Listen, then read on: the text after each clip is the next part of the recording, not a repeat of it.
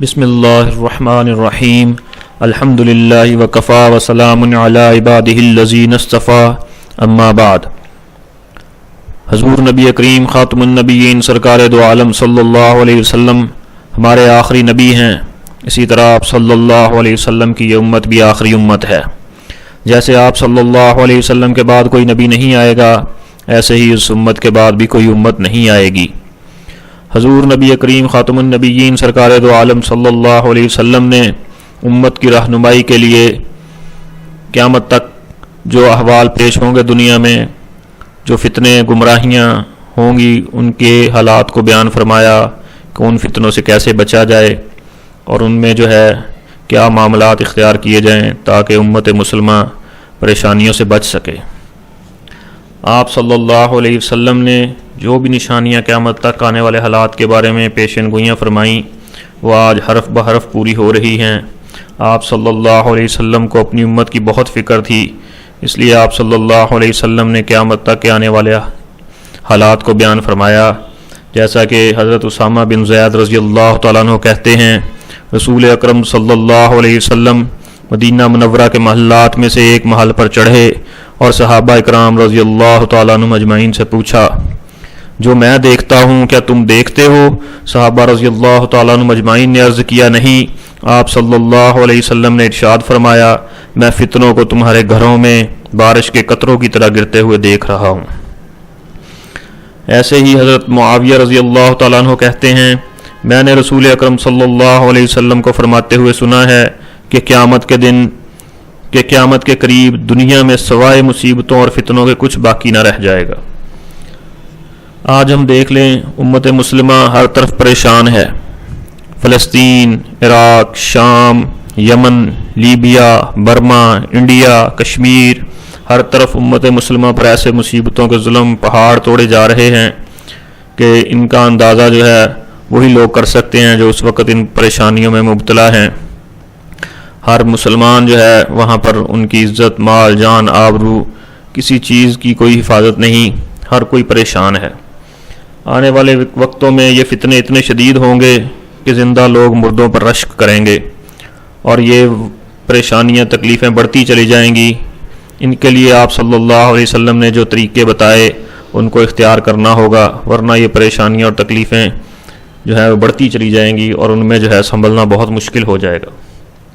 حضرت حذیفہ بن یمان رضی اللہ تعالیٰ عنہ فرماتے ہیں، ہلاکت خیز فتنوں سے وہی بچ سکے گا جو ان فتنوں کو پہلے سے جانتا ہوگا۔ آپ صلی اللہ علیہ وسلم نے آج سے 1400 برس پہلے آئندہ زمانے کے آنے والے فتنوں اور گمراہ کن لیڈروں، عالمگیر حوادث سے باخبر کر دیا اور اس وثوق اور یقین کے ساتھ بیان کیا کہ گویا آنکھوں سے دیکھ کر بیان کر رہے ہیں۔